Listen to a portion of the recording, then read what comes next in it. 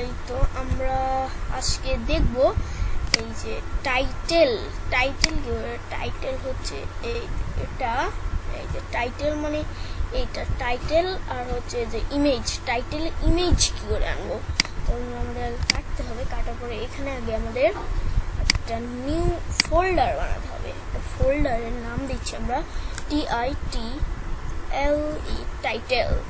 টাইটেলের ভিতরে ওপেন করলাম। আমি ওপেন করার পরে এইটাতে আমি একটা ফাইল লিখবো, যেটা আমাদের প্রায়শই লিখতে হয়,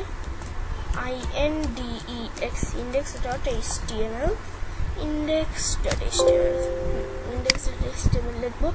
এটা আমরা edit with notepad++ A open করবো। edit with notepad++ ওপেন করলাম। তারপরে আমাদের এখানে html সেমিকোলন 5, এখন এটাই চলে, html সেমিকোলন 5 দেবো, আমাদের এটা চলে আসবে। এখানে আমাদের আগে টাইটেল লিখতে হবে।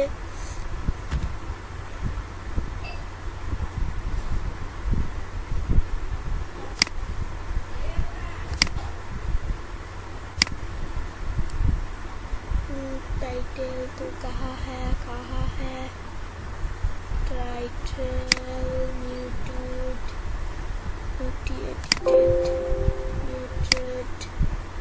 Title muted।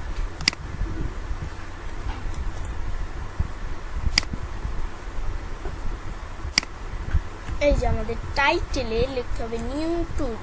এইখানে আমি বড় হাতের করে দিচ্ছি, এগুলা ছোট হাতের হয়ে গেছে। নিউ টুট, এখানে একটু ফাঁকা রাখছি, নিউ টুট। এবার এখানে এটা আমরা এখন এটাকে রান করবো। এই যে দেখুন আমরা টাইটেলে ওটা লিখে ফেলেছি। এবার আমরা edit with notepad++, এখানে আগে আমরা H4 নেব, Ctrl E, H4 এ লিখলাম I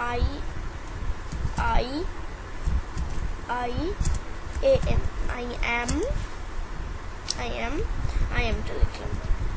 I am লেখার পরে আমি এইখানে রিফ্রেশ করলে এইরকম এটা চলে আসবে। রিফ্রেশ করবো আর এটা চলে আসবে। এই যে এইখানে আমরা যদি ইমেজ, আমাদের এইরকম একটা ইমেজ নিয়ে আসতে হবে। তার জন্য আমাদের তাকে একটা জিনিস করতে হবে। এই জিনিসের নাম হলো এই যে ইমেজটা। এই ইমেজটা আমি কপি করব, এইখানে পেস্ট করব, এইখানে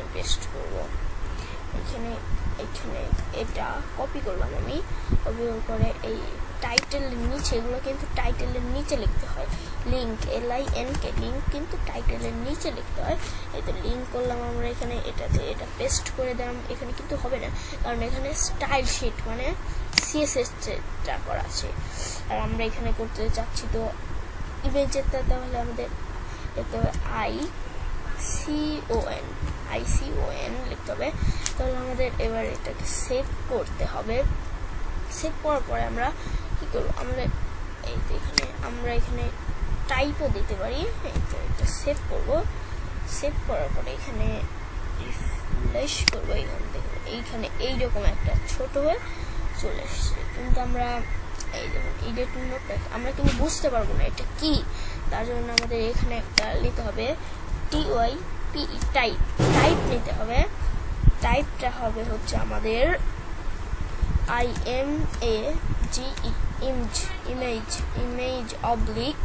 image PNG পিঞ্জটা ওপেন করতে হবে। করার পরে আমি এখানে রিফ্রেশ